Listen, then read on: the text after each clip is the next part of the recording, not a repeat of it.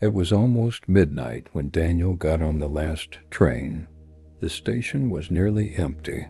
No announcements. No staff. Just the low hum of the lights above him. He liked late trains. They were quiet.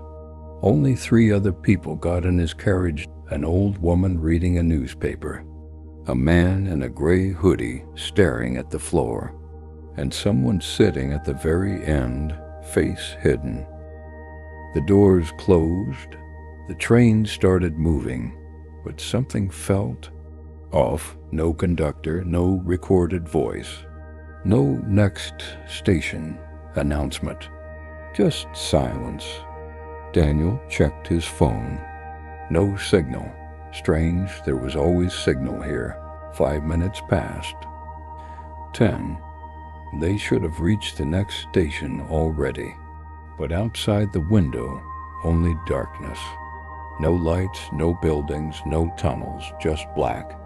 Like they weren't moving through the city anymore, but nowhere.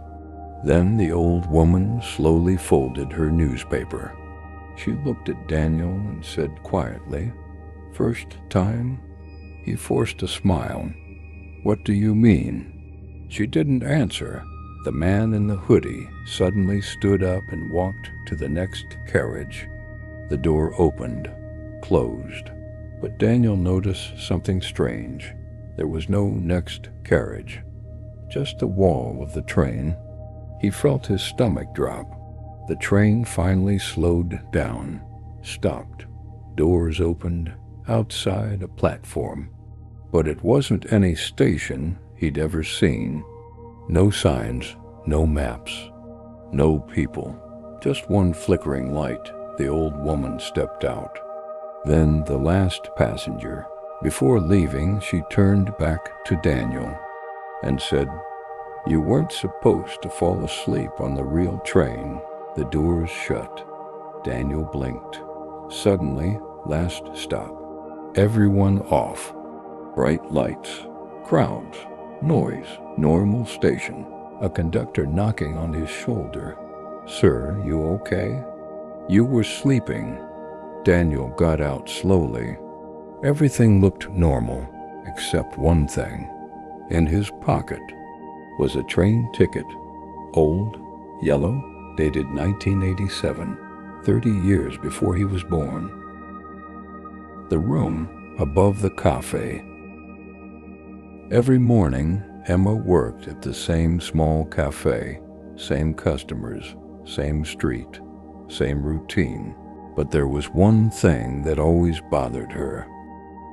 Above the cafe, there was a window, and every night, exactly at 2:17 a.m., the light turned on. No one rented that room. The owner told her years ago it was empty storage still. Every night, 2:17, light on. She checked the building records. No electricity line connected to that room. That didn't make sense. One night, curiosity won. She stayed late, turned off all lights, locked the doors, waited. 2:16, nothing. 2:17, click. The light above turned on. Her heart started racing. She grabbed the spare keys, climbed the narrow stairs. Each step creaked.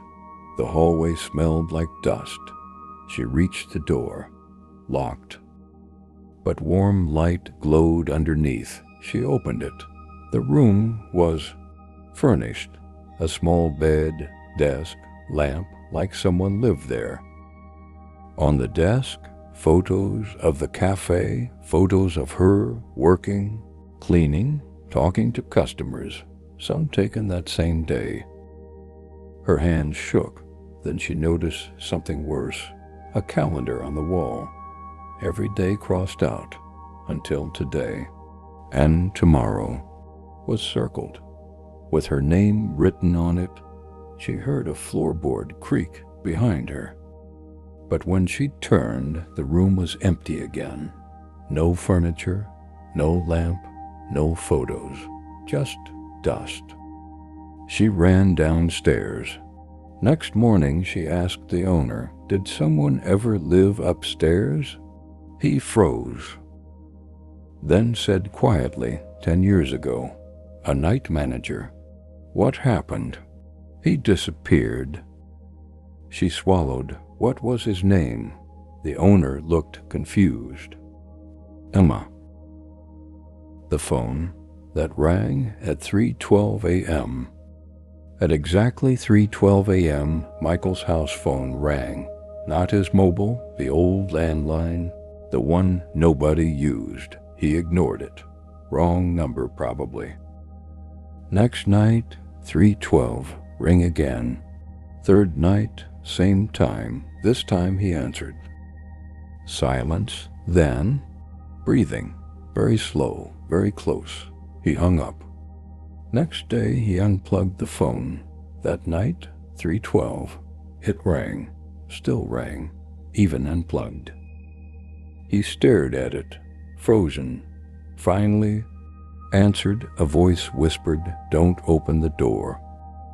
5 minutes later, knock, knock, knock. Someone at the door, slow, heavy knocks. He looked through the peephole. A man stood there, wearing his clothes, his jacket, his face exactly like him. Just staring, smiling. The knock came again. His phone rang again, 3:17. He answered. The voice said, "If you open the door, we switch." The thing outside tilted its head, still smiling, waiting. Huh? He turned off all lights, stayed silent. The knocking stopped after an hour.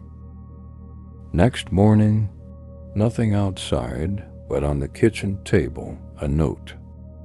Written in his handwriting, "You almost let me in." Subscribe, and I'll tell you more history.